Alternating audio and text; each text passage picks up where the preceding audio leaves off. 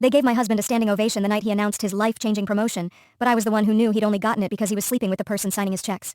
I'm Delaney, I'm 38, and I'm a forensic accountant in Charlotte. My entire career revolves around one principle. Numbers don't lie, but people do. I just never thought I'd have to apply that rule to my own marriage. Ethan and I had been together 12 years, 2 kids, a mortgage, shared calendars, and shared exhaustion. He worked in corporate procurement for a manufacturing firm, always chasing the next rung on the ladder. I was the steady one, content with stability. I believed ambition was fine as long as integrity came with it. The distance started subtly. New suits, new cologne, late nights framed as executive strategy sessions. He began talking about his supervisor constantly, a divorced VP named Marianne who really understood his potential.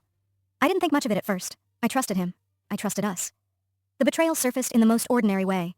I was reviewing our joint tax documents and noticed an unexplained reimbursement bonus tied to a vendor deal that had been approved unusually fast. It was larger than anything he'd mentioned. When I asked, Ethan brushed it off as performance-based. He told me I was overanalyzing like I did at work. But the timing felt off. The bonus landed the same week he started staying overnight for out-of-town meetings that were technically in the same city. The emotional devastation hit me the night I found the second email account. It was linked to a shared tablet our kids used for homework.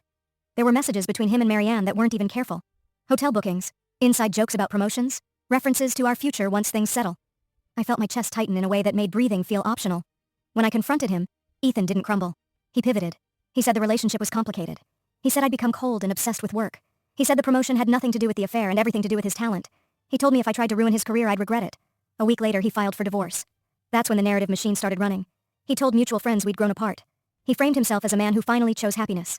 He requested joint custody and hinted that he deserved spousal support because his new role required strategic financial flexibility. The audacity was almost impressive. The turning point came because I couldn't ignore what I knew professionally. I pulled public vendor records and cross-referenced them with the contracts Ethan had overseen. Patterns emerged fast. A specific supplier had received repeated approvals despite higher bids. The same supplier had sponsored corporate retreats where Ethan and Marianne conveniently extended their stays. It wasn't just infidelity. It was conflict of interest. I didn't scream. I didn't threaten. I compiled documentation and submitted an anonymous ethics report to the company's compliance board. Dates, numbers, correlations, clean, precise. 2 weeks later, Ethan's tone changed. His promotion announcement was quietly removed from the company website. An internal investigation launched. Marianne was placed on leave. Vendor contracts were frozen. In divorce mediation, Ethan's confidence drained. His income was suddenly under review. His request for support disappeared. Custody discussions shifted when instability became part of the record. The judge didn't care about romance. The judge cared about credibility. The resolution wasn't explosive.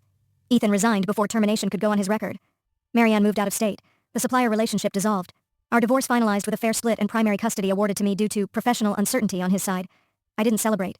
I reorganized my life. I repainted the kids' rooms. I stopped checking his social media. I started sleeping through the night without rehearsing arguments in my head. The final punchline is this. Ethan thought ambition would protect him. But ambition without integrity is just exposure waiting for the right light. And once that light hits, there's nowhere left to hide.